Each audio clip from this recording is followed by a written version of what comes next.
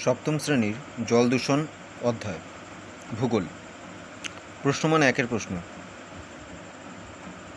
পৃথিবীর কোন কোন বিখ্যাত নদীগুলি অতিমাত্রায় দূষিত? পৃথিবীর মোট 100 ভাগের কত ভাগ সমুদ্রের নোনা জল? পৃথিবীর মোট জলের কত ভাগ স্বাদু ও হিমবাহের বরফ গলা জল হিসেবে রয়েছে?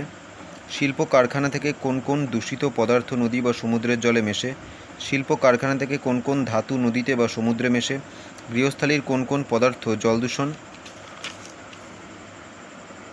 ঘটায়?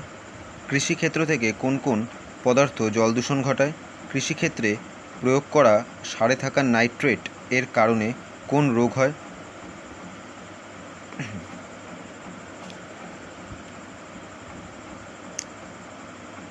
বৃষ্টির জলের সাথে কোন কোন অক্সাইড মিশে বিক্রিয়া করে জল দূষণ ঘটায়? জলে কোন কোন যৌগ অতিরিক্ত পরিমাণে থাকলে জল দূষণ ঘটায়? ফ্লুরাইড দূষণ থেকে কোন কোন রোগ হয়? পারদ দূষণে কোন কোন রোগ হয়? ক্যাডমিয়াম দূষণে কোন কোন রোগ হয়? নির্দিষ্ট পরিমাণ ক্লোরিন জলে দিলে কি হবে? কতক্ষণ সময় ধরে কত ডিগ্রি উষ্ণতায় জল ফোটালে জলের বেশিরভাগ জীবাণু মরে যাবে?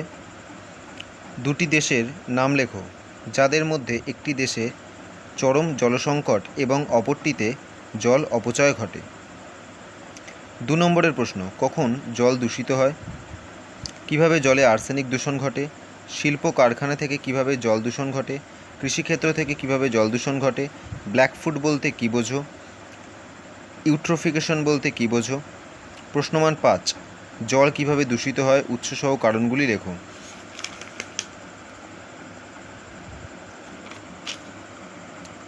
জল দূষণের ফলে সৃষ্ট কয়েকটি ঘটনার উল্লেখ করো। জলকে বিশুদ্ধ করার সহজ 5টি পদ্ধতি লেখো। জল দূষণ প্রতিরোধের উপায়গুলি লেখো।